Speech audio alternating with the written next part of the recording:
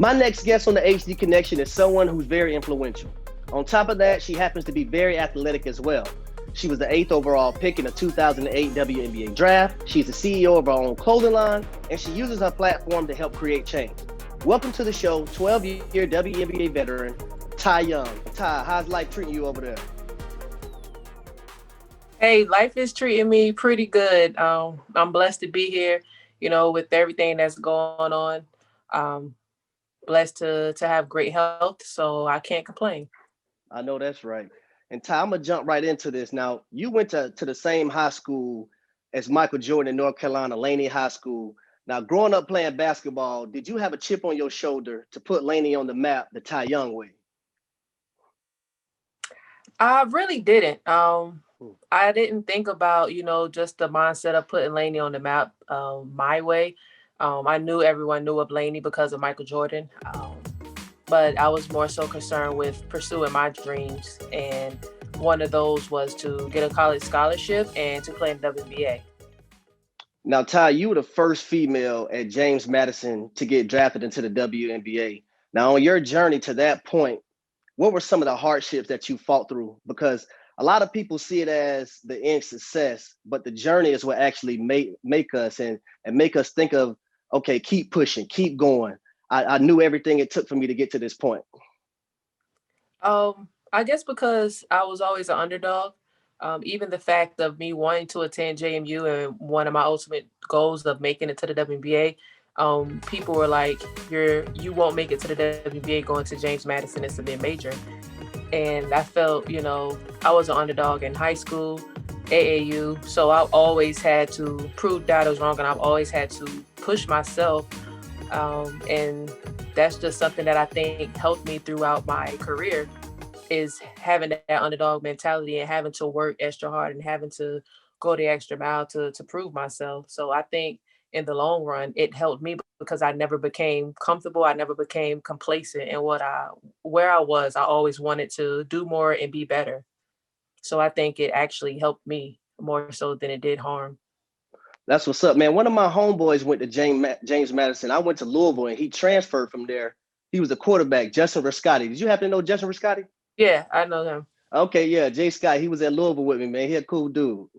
Yeah, our football team was pretty big. So yeah, for sure. That's what's up. So when I look at all the sports that we have in the world, I can honestly say that I feel like women's basketball doesn't get the credit they actually deserve.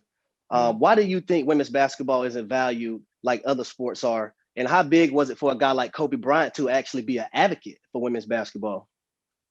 I think it's the fact people are always trying to compare it to the men Yeah, when our game is different. There are similarities, but when you try to compare, like, oh, they don't dunk. Okay, a lot of girls don't dunk like the men, but there are still things that makes our game entertaining. And I feel if people would watch it for what we do and enjoy it for what it brings instead of trying to compare it to the men, then I think it'll yeah. be a lot better. I also think the marketing helps.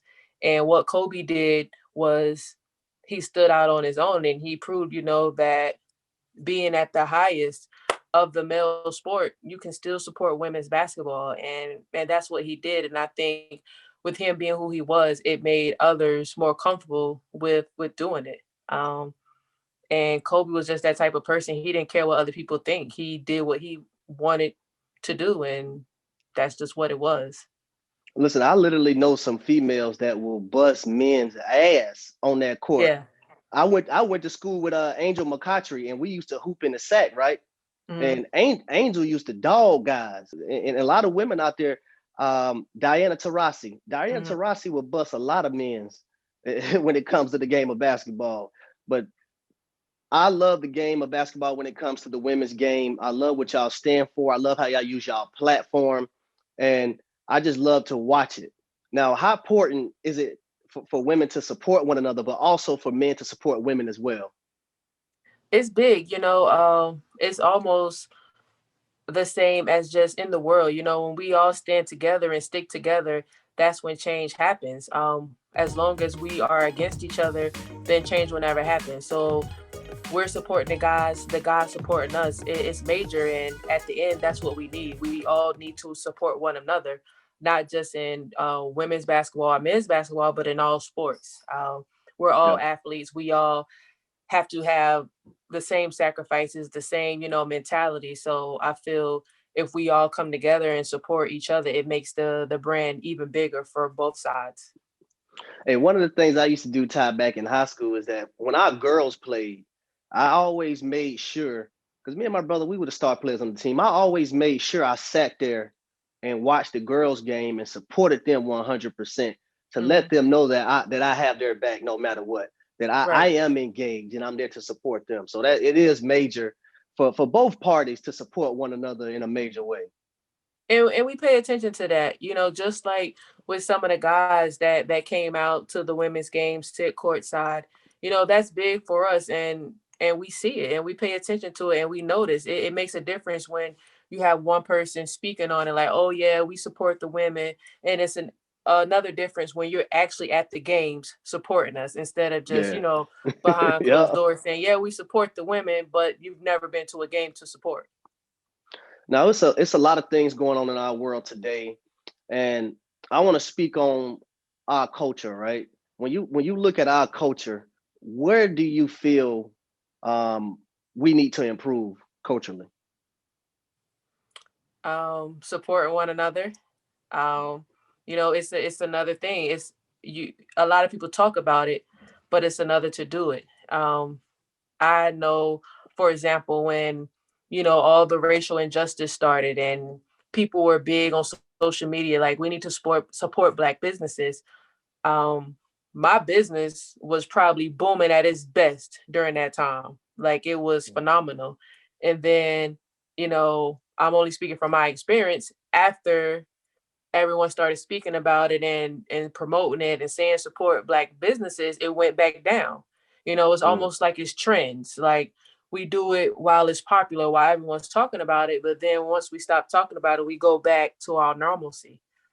So I think is one thing where we have to stick to it and support one another and be big on what we say and not just doing it as a trend or as that for that moment. now you spoke about your business. You have your Mhm, own clothing line called TY1 Gear. mhm. Now, what was the thought process behind that, and what message did you want to get across with your clothing line? So my clothing line initially started with just t-shirts, whereas when I was in Chicago, I was a fan favorite, but I wasn't the star on the team. So my jersey wasn't being sold. But there were so many supporters that would reach out like, well, how can I buy your jersey or how can I support you? And I'm like, well, the league doesn't sell my jersey. So I started with t-shirts with just my logo Mm, and it started doing well. So I'm like, okay, maybe I'll venture out, I'll make hoodies. Then I started making sweatpants, and then it became like a whole clothing line. I became passionate about it up late, on Google, trying to figure out the process of a business and how to operate it, the legal way, with the trademark, with my LLC. And it just became a business after that. So it initially started with me just trying to do something for my fans and supporters, and now it's a small business and more not just athletic wear is which I started, but lifestyle too. So yeah. I'm grateful, for my fans because they were the ones that pushed me to even start doing this for them. And I'm gonna support you because one of my favorite hoodies on there is the loyalty one.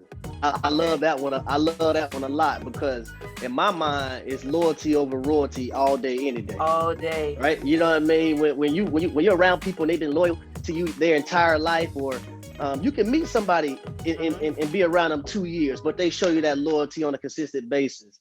That's Yeah. big because in a world where it's so rare, when you do have it, man, you got to make sure you appreciate it and let that person know you appreciate it. But I'm gonna support you and I'm gonna buy me one of those loyalty hoodies I because appreciate I'm it. big on that and that means a lot to me. Now, what's next for Ty Young? So I'm working on a few things that I rather not say Okay, now, but I'm also I didn't play last summer in the bubble. Um, So I'm also trying to see if I can get on a team this summer. okay. Um, so I'm been in the gym working out, training hard for that. And last one I got for you. How tall are you, Ty? 6'2". 6'2". Now, Ty, I have a daughter. I have a daughter that's 4 years old, right? So I want my daughter to be 6'3", 6'4". Yeah. And my wife tell me I'm pushing it a little bit, but I'm like, listen, no, no, no, no, no. I want my baby to be tall. Now, if she don't tall, I'm still gonna love her no matter what. But if How she can tall are be you? I'm 6'1". Okay. Yeah, but my brother's 6'3". Yeah. I got uncles that are 6'4" and over. I got an uncle that's 6'10". See, So it's and she possible because my mother yeah. is 5'4" and my father is 5'10", and I'm 6'2". My Wow. brother's 6'2", and my sister is 5'3". So it's possible for sure. Wow. Now, but what I want to talk about is that growing up, you was tall growing up as well, right?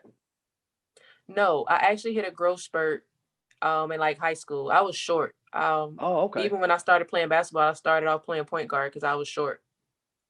Wow. Yeah. But growing up, being around so many women who happen to be tall and have height on them, a lot of them was ashamed of their height and didn't Yeah. embrace it.